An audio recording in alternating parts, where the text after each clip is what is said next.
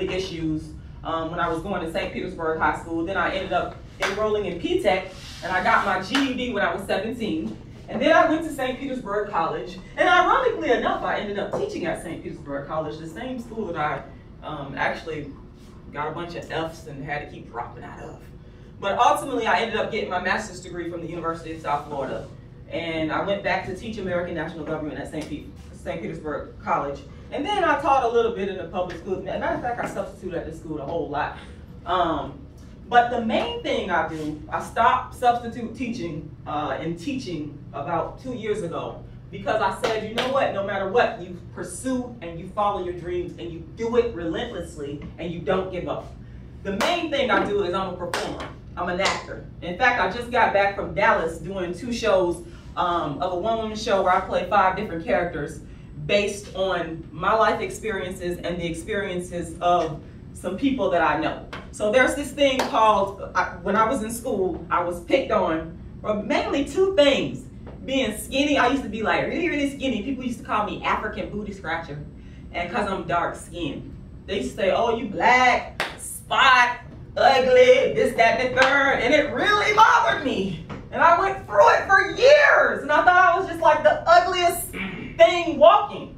But it's 1 or 2 things you could do with what happens to you in life. You can take it and say, oh, woe is me, you know, I'm gonna go out here and do some drugs and get drunk and go through the motions. Or you can take it and you can use it as ammunition, and that's what I did.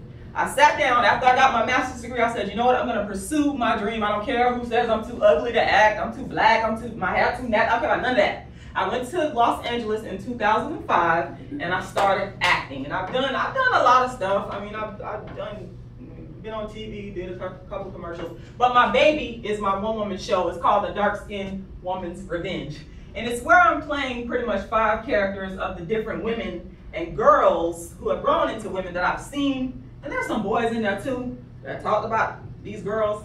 So I kind of got on y'all too. But anyway, I go all over the country touring my little play.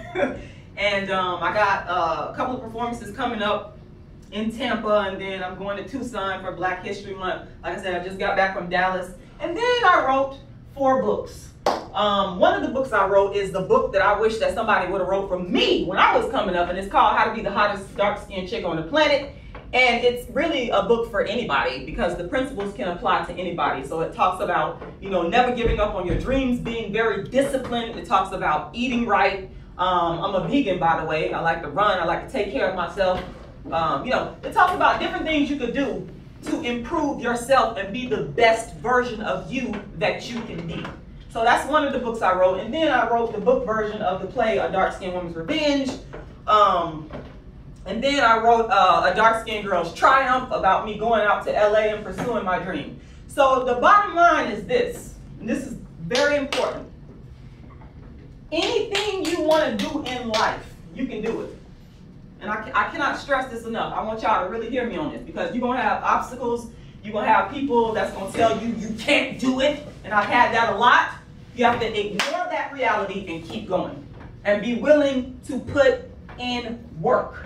I have a few people that work with me on my team, and I'm telling you right now, if they're not coming with it, they got to go. I don't even deal with it. Because what you do in life, you only got one life. That's it. And while you're here on this earth, I believe that every human being has been given something special to do. I don't know what that is. I do know that you guys are the future leaders. I know that for a fact. So what you have to do is you have to figure out what your gift and talent is and go after it like your life depends on it. Don't stop. You can't stop. You got to be relentless. And you got to be disciplined, and you got to be willing to put in hard work. If you're not willing to put in the hard work, it's not going to happen. But if you're willing to put in the hard work, and if you're willing to dedicate yourself wholeheartedly to whatever it is that you're doing, the world is yours. I'm telling you, there's billions of people out there waiting on you. It's yours. So work hard and go at it. And that's pretty much what I have to say. This is yours. Yes. How many times did you drop out of school? I dropped out once in the 10th grade. And then immediately went to P-Tech and got my GED. I do church plays as well. So, yep. very early. Yep. Yes, sir. Have you played a sport? Have you played a sport? I only ran track. More. Whatever, the point that I'm making is whatever it is that you want to do, because see, you have to define for yourself what it is that you want to do with your life. Always shoot for the stars, because it's always more. It's like the world is like so big and so vast, and it's so much you could do.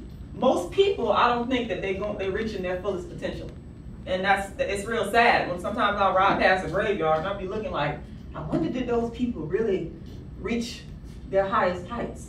So as long as you're alive, you just want to keep reaching, because it's always more. I hope I answered.